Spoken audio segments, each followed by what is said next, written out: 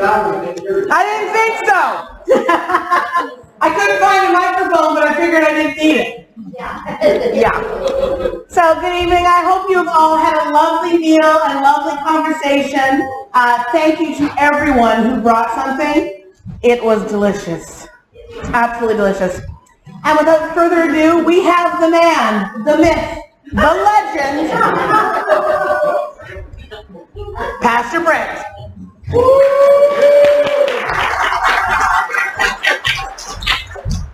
I didn't even have to pay her to do that. Usually I have to pay people to say nice things. It's so awesome. That's why Tara has so much money.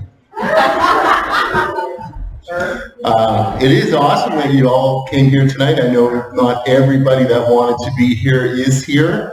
For one reason or another, there are a number of people that are a little under the weather with various illnesses who contacted us. And so as not to spread it, they decided to stay home. And there's others, of course, that had planned on it being last night, and because of the weather, it's tonight. But for those of you who showed up, thank you so much. It's so awesome to get together. I know it's been a long time. There was that thing called COVID that kept people separated for a long time, right? And it's time we get back together. Isn't it time? Amen. Yeah, for sure. So tonight what we want to do is I just want to spend a few minutes, not a long time, a few minutes just touching on where I would love to see us go in the next year. And just in case anybody is wondering, yes, Kevin and I do talk about these things. And so I'm not just sitting here talking off the cuff. We're all in this together, the two churches. In Miramichi and here. For those of you, most of you here know that story, but just quickly to say that this church we're sitting in at one time was Bayside Baptist Church, Bayview Baptist Church. Some people call it Bayside. Well, look, you can't blame me. I wasn't here. Bayview Baptist Church, and that was 6 years ago, I believe. Is that correct? And the church found itself in a situation where some outside help would have gone a long way and has gone a long way to revive this place. And some of the movers and shakers in that situation are sitting here in this room tonight. That's so awesome to see. And so a church in Miramichi called the Point Church undertook a partnership with Bayview Baptist Church, and together what you see now was born. And for a period of time, the messages were broadcast in from the Miramichi with a host pastor here on site. And this summer, through a series of conversations that Pastor Kevin and I had, it just became apparent that that particular strategy would be better served with a live pastor here on the ground, somebody with a level, I guess, of experience and I want to say gravitas, but that's not really me. So, but some level of experience and here on the ground. So where we find ourselves right now is a situation where, because some people wonder, okay, well, with a pastor here and with live teaching, what does that mean about the relationship that we have with Miramichi? Well, the relationship is the same, but different. So the language I like to use to describe that is this church is entering young adulthood, okay? Meaning we're still very much part of the Point family. We're not ever not going to be part of the Point family. Maybe someday we'll be the biggest in the family. Yeah, that's right. But at this point, like there's no pun intended at this point, we're not in any way are we separating. There is no V in this path or Y in this path. We are very much together, but we are young adults. And by that I mean we're taking more control of our day-to-day operations here. We're handling that ourselves. We're functioning at a level where we're going to make more and more decisions on the ground in this place, in this space, if that makes sense. But our overall vision, the mission of the Point Church is not changing. They continue to provide us resources. I go down every week for staff meetings. We are very much all in this together, and for the foreseeable future, that is the way it will be. In the past, because messages were being broadcast from Miramichi to here in Bathurst, then each Sunday looked very similar. To a certain extent, even the music was the same. But now that is no longer the case. So there will be times during the year where we will be doing the same series between the two churches. But for the most part, we will do what the Lord is leading here in Bathurst, and Miramichi will do what the Lord is leading in Miramichi. And at times that will be the same, and at times those needs will be different in the different places, and we have the freedom here on the ground. I have the freedom to be able to say, I really feel that our church at this time needs this as opposed to this. And that all makes sense. So I just really want to let you all know that that the relationship is the same, okay? That we're not separating. We are not on a path toward independence, but we are on a path toward a selfhood, if I could say that, where we will be able to form to a certain degree our own identity, because we're different people, right? It's a different community, and so it's important that we can be who God's called us to be individually here for our community. So let's begin by, I want to give 40 thank yous. 40, wow, it's a lot. Where does that number 40 come from? We have about 40 people who regularly serve in one capacity or another here at this church. That's an amazing group of people. For the size that our church is, to have that many people actively engaged and volunteering is incredible. That's a percentage, frankly, to all of your credit. That's a percentage that is almost unheard of in most churches. Most churches, if they're hitting 10 or 15% of their attenders actually actively engaged in some sort of volunteer activity on behalf of the church, they think they've died and gone to heaven. And of course, we're sitting much, much higher than that because we're better. And what other explanation could there be? But I'm not going to mention people by name, but you know where you serve. But just so everybody is aware of what really happens, we have small group leaders. So there's people that they open their homes, they take the time to prepare. This is so valuable to create community. You know, if you're not part of a small group, you need to be part of a small group. It'll strengthen your faith on one level, but maybe not more importantly, but equally as important, that sense of community, that the friendships that become just lifelong commitments to one another, just so awesome. And connected people tend to stay, right? There tends to always be people, you see people that come and go and come and go and come and go, but people who are part of smaller groups tend to stick. They tend to stay through thick and thin. And we need that place where people connect. Kids Point, of course, is huge for us, and the people that serve in Kids Point they're just working themselves to rig to death almost. Like, that's not totally true, because that's the worst pitch I could possibly make. Let me put this another way. There is a special place in heaven for those that serve our kids. That is true. I believe it to be true. It's just so important, and they serve selflessly. Given the state of our society today and things that are going on, like people investing in our kids is so incredibly important. And by the way, those of you who may think that you've aged out of that kind of service, you think, I don't have the energy to work with children or to volunteer with children. You know, one thing that I've found over the years, and any grandparent sitting in this room will know this to be true, kids love older people. Kids love older people more than they love teenagers, more than they love 20-somethings. Kids connect deeply with older people, and sometimes someone who thinks, you know what, I'm just a little past my best before age, you're actually just right in that prime sweet spot to spend some time with kids. And I say that half jokingly, but mostly true.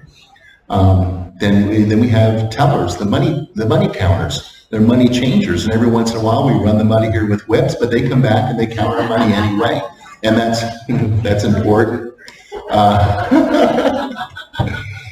Our music team, of course, and anyone who was here last Sunday, it was just a wonderful time of worship, and the people that make that happen. You know, the hours, what a lot of people don't take into account is the number of hours that go on behind the scenes, the musicians working on their craft. You know, you don't often think of that, but they do. It's not just an hour on Sunday, and it's not just an hour and a half or 2 hours during the week when they come out to rehearsal. Most of the people who are part of our musical teams really take a long time to prepare. And our technical teams that make all of this magic happen each week, I mean, they absolutely serve behind the scenes. They rarely get credit, but they always get criticism when something goes sideways. And they need a special thank you. You know who you are. The prayer teams in this church.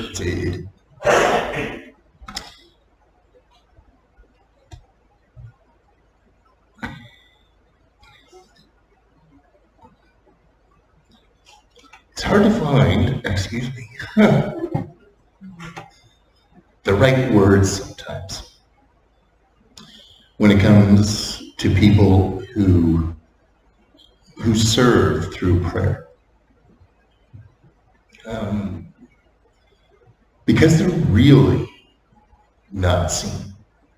You know, the people that maybe even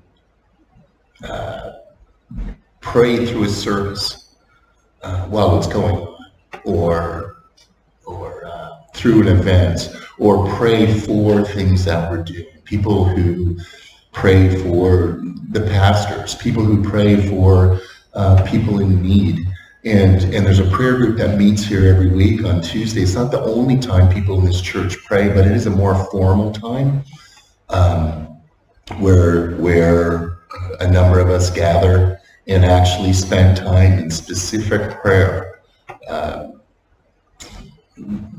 for people, and it's a wonderful thing, and that more than any other thing that we do, prayer is what will lift us the highest of anything that we do. You know, I have that saying I like to say where our doing will never exceed our being. That's just very, very true. We can never do without God what we can do with God, and so that prayer is so important. And then there's the what I call the Sunday service team. Maybe it has a different name. It's just what I call it. But of course there's the people that take their turn in hosting the service. There's people who serve at the hub.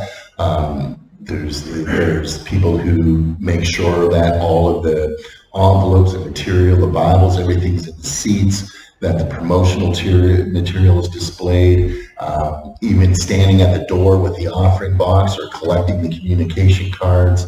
I mean, all of this stuff. I said I wasn't going to mention anybody by name, but then there's Watson who stands out, rain, shine, whatever, right? Holding a silly sign, smile, it's Sunday, or whatever it is. And just doing the people that do that. So all in all, and I'm sorry if I missed your special thing, or while I'm looking at this, the cafe, people are looking after the decor, the special events, all of that stuff. It just goes on and on. But overall, there's about 40 individuals who make all of that happen. And I say it's no small thing. It's just it's a huge thing. And so thank you, all of you. So 55 points. 55 points. What's that? That is not the amount of points the Montreal Canadiens are going to end up with this year. I'm sure they'll get 30. In any case, where was I? Yeah, 55 points. What do I mean by that? Well, 55 points is this, over the last 4 months, the giving in this church has increased 55%. Incredible, 55%. And so that's definitely worth talking about, because it is through the giving of people contributing financially, people contributing their talent, right? And people contributing their time. There's that biblical equation, your time, your talent, your treasure. It all works together so that a vision can become reality. And it's almost, if you think back to, there's a series of life insurance commercials a few years ago, it used to say Freedom 55, So what I was thinking when I got looking at the numbers and talking with Kevin and Margot and say, come on, break it out for me. What are we actually contributing financially?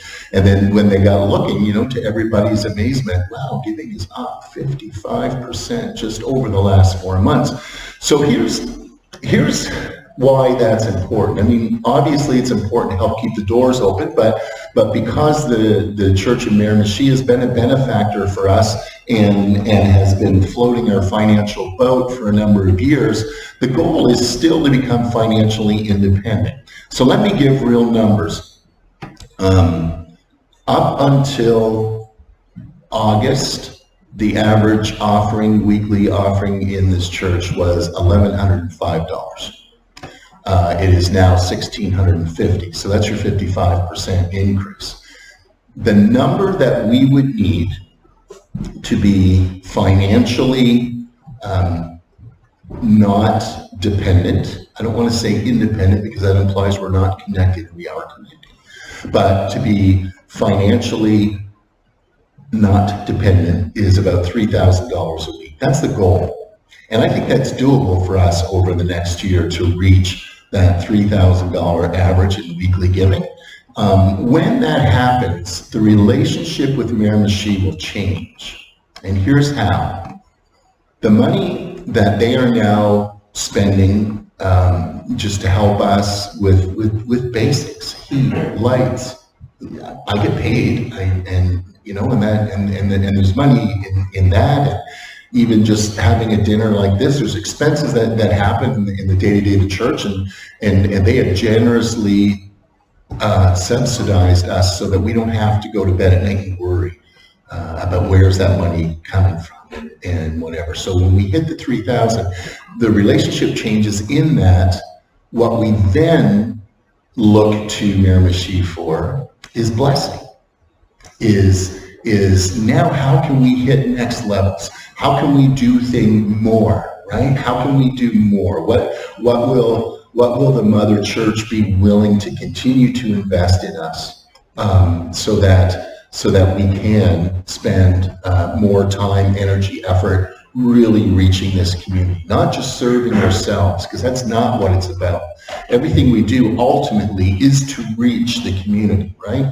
We want a great place to get together, not so that we are comfortable, but for the people that aren't here yet. So when we receive them, they have a place to come and call home and be comfortable in as well. So the relationship changes in that we would say, okay, so we're now paying our own way in life, but we could really use some more money to do whatever. We would like to do this. And so the nature of that ask changes. So what does the next year look like? And so when we talk about vision, a vision is a little more than a guess. It's a little more than a wish. It's really, I would like to think it's something that God's laying on the heart of the leadership here at this church. And also in my talking with staff and Kevin at Miramichi, what can we reach for? What can we shoot for this year? So I kind of boiled it down to a top 10 list, actually. So in the descending order, here's how we want to do this. So number 10, step up to tithe. So it sounds like I've been talking a lot about money, and in some ways I have, but this is not a meeting about money, but it's something that I would like to see in this coming year, that 10 new people feel compelled to actually step up to that tithe level. And I think between existing people who already contribute but haven't yet made it quite to that tithe standard, between some of those folks stepping up and maybe new people coming in, and whatever that looks like, I believe 10 new tithers will get us there. We're very, very close to being there. The next thing that we'd like to see, which is more important than money, of course, is 9 people baptized. I think, to me, on one level, it seems like a small number. But when we look back over the years, it's a bigger number, isn't it? And I think that's a prayerful goal that we should have, to see at least 9 new people find Christ for the first time here in this church. 8 new members, I think, is a realistic goal for this year, and something that as we continue to gain ground and take ground, people who will step up to that membership level and actually say, this is my home, and I want to invest in it and really be part of the fabric. Of course, as a member, you become a decision maker as well, right? And have a level of input that probably someone, or certainly that someone who just attends, not that there's anything wrong with just attending, but membership is just that next level of saying, no, I'm here. I'm here and I care what's going on. Number 7, 7 new families would be wonderful. Yeah? So, and when I say it as families, I mean it as that, as like 7 new families. That's people with children engaging with us here and joining us. And it's great when just an individual comes in, and it's wonderful when a whole family comes, And so that would be an awesome goal. That is an awesome goal. Number 6 is 6 people working on Sunday morning in the lobby area. So by that I mean this: ushers, greeters. We don't currently formally do that.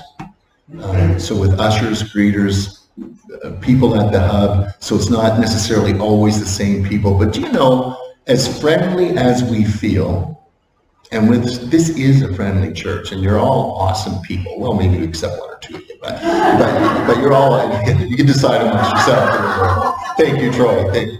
And so you feel friendly, but you have to put yourself in the shoes of someone coming in for the first time, right? And sometimes the place feels very friendly because it's people you know, right? And you're spending time with people you know, and that's a good thing. But to be a church that is truly welcoming to people who are guests coming for the first time, that type of thing, that's intentional. There's intentional things you have to do, right, to make that happen, that look natural, that doesn't look fake, that feels real and sincere to the people that show up for the first time. And that takes, partially it's a personality thing, but it also takes some training to know how to do that. And over these next few months, I really want to spend some time and energy in raising people up who actually know what it means to be at that door and to welcome people into this place intentionally, and what the flow might look like as coming in the door and up the stairs and walking a fresh face over to the hub to introduce them, to put literature in their hands, telling them a little bit about this church, things that we offer, things that we do, right? It's intentional acts, and as friendly and nice as we all are with each other, because we know each other, and even in smiling at someone new, it's not the same as someone intentionally taking somebody and say, hey, come with me, let me show you, come with me, right? That's when you break down those barriers. So that's something that you want to spend some time on. Number 5, I love this one. This is like if we're doing the 12 days of Christmas, this is where the angels sing. You get those 5 golden rings, right? You just kind of pause. So these 5 improvements. Did you like my singing? Because that's why I don't sing. And so 5 improvements to our facility. And so you see that we already have done some improvements here to the stage area, the barn doors on the side, and a little bit of freshening in the lobby, but we want to go after that in a bigger way. So we do have larger plans for this space. And again, depending, there's different strategies to make that happen. Obviously, with more money coming in, it gives us the ability to say, as we take steps toward becoming financially not dependent, then we can look to Miramichi and say, but could you keep your giving at the same level so that we would have money to invest in our facility just to do some upgrades, some things, if that makes some sense. That's kind of how that formula would work. There is also always opportunity for anybody that says, as I talk through some of these projects that I'd like us to look at, who says, you know what, I'll just own that project. I will pay for it. And when we do something like that, we do what's called a check exchange. So let's say that somebody just said, this is not a real thing, but someone just said, I hate the look of your music stands, and I'll buy, well, that's a real thing, but I'll buy you 10 new music stands, and that's fine. You could donate the stands to the church, and then we would pay you for them, and then you would get that money back, right? You get a tax receipt. There's a way of making stuff like that happen for people who want to just step up, maybe and own a project or own an improvement. There's benefits to doing that on both sides of that coin. So there is this area that we would like to improve out in the lobby itself. The lobby needs to be painted a fresher, more updated color, and just change the feel of it in there a little bit, or a whole lot.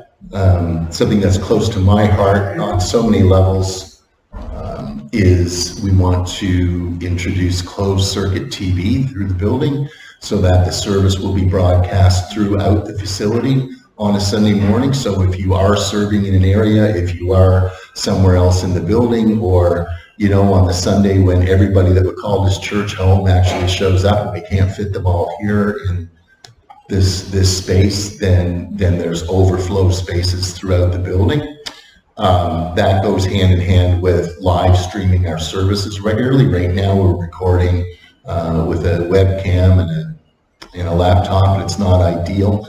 Some of you do watch the messages later in the week if you miss them or this or that, but the quality is not the greatest, and we want to take that up a level. And so those things all go hand in hand. That also goes hand in hand with a larger vision of turning the space that was once a balcony, that is now where those who run our technical side, the sound, lighting, that type of thing, they're upstairs in that balcony even right now. At least one person's up there. And what we would like to do, big picture, is turn that space into a nursery and put glass, like plexiglass or Lexan, across that open space so that nothing that goes on in there can be heard out here. But somebody with children, be the nursing babies or even small children, could go up into that space where there could be couches, chairs, some toys, that kind of thing. They could visually see the service and the sound would go in there. But for those of us that are in this space, we're not actually hearing them. And then you're going to ask and say, okay, well, what about the tech guys that are up there? Well, they're going to be down here where that type of thing normally is in most churches, right? So that's a move we want to make. And it's a big one, but it's not unattainable, and it will serve all of us much better when that happens. And that is that 5? Oh, no. last but not least is in the kids' point area downstairs. The sound down there is horrible. The floor is cold. So what we really want to do is, I think we can win both the sound and the warmth by putting carpet down, and that will help the, just, if you're ever down there on a Sunday, you would know what I mean. It's concrete and echoey, and not a wonderful place, as good as it could be for the kids if there was just a nicer floor covering and maybe some acoustic foam here and there, and just to create a better space. And so that's the 5 things that we would like to do this year, and I think they're all doable. And let's move on to number 4 big events or engagements, I call them. So we have the 4 big things we want to do. So there's philosophically something that I believe very strongly is we need to do fewer things better, right? So rather than trying to be all things to all people, we need to be who God has called us to be with all our might. So if we can do fewer things, but do those things with more energy, put more time, talent, and treasure into those things, it becomes more effective. So it is always more effective to do fewer things better than it is to do many things at a mediocre level, is my point there. So the 4 big events I believe in our calendar year should be, of course, Christmas. That's a big event. Easter's a big event. Our Kids Point, or Camp Kids Point, is a big deal because kids are so important, and then our trunk or treat should be the 4 big things where we really expend a lot of energy. So 2 of those things are go-to things, meaning going to the community, reaching out to the community, building partnerships with the community, like trunk or treat. You know, this year we're over 1,400 people were served. I mean, what a huge number of people to come out, and people were talking about it through this city. They're aware of it. It's something that we're known for, and it breeds, right? It just makes goodwill, and it's something that's, you know, a core value of the Point Church is getting in the community, getting known in the community, and not for our glory, right? But so that we are on the list when somebody is thinking God. Somebody says, I want to go to church somewhere. I just feel like I need to get to church. I need to, whatever. We want to be that place. And not because we're so great, but because God's so great, and because we believe that we do have something here that is compelling when people do come into our midst. So that is it's reaching out, and then the reaching in. So when we ask people to come and see, it's natural at Christmas and Easter for people who don't typically engage in church to be more open to engaging. So if we can raise the bar in those seasons and really making this something that we want to bring people, invite people, that we want to actually say to the community, you are welcome in this place for this event. Maybe we reach a point where this building won't hold the people that want to come, and maybe we have to hold a Christmas event or hold an Easter event outside of this building. That's okay too. You know, the more people that we can reach, the better. But again, fewer things better will be the mantra, at least coming from me. Number 3, new groups. So we'd like to see this year 3 new groups. In particular, what I feel that we need is we need a Bible study. It's almost hard to believe, you know, you say in your church, you just automatically think there's a Bible study, and we do not have that, an actual where we get together and just unpack the Word and discuss and whatever. So it's a group that we need. We also need a group for newcomers. So a number of new people have joined us over the last few months, and they always ask, do you have a group? Is there a group that meets? Is there something that I could join, and something, whatever? And what happens with small groups, if there's not constantly new small groups being introduced, what happens, this is not a criticism, by the way, please don't hear it as a criticism, but what happens is those groups end up closing. right? You don't think they do, but they do. It might not even feel like that when you're in the group, but you are. You're closed because you're a bunch of people who know one another, have a long history together. You're comfortable together. And because of the time that you spent together, you feel free to share with each other at a deeper level than you might normally, right? And the second a newcomer comes in, it changes that dynamic. Changes for the people in that group. But the newcomer coming in really feels like an outsider. So again, in the spirit of intentionality, by having a group that is specifically geared toward people that are newly connected to the church, to provide a group for them. I'm not going to get into details of that tonight, just in the interest of time, but it's something that we do. We need a place for newer people to connect. And finally, a group that would be of high value would be a men's breakfast. And you say, well, why men? Don't women eat breakfast? Well, yes, women do eat breakfast, but generally speaking, in churches in general, men are underserved and men are very difficult. Men can be like herding cats, I could put it that way, to try to get men gathered together to do something for whatever reason. It's just true.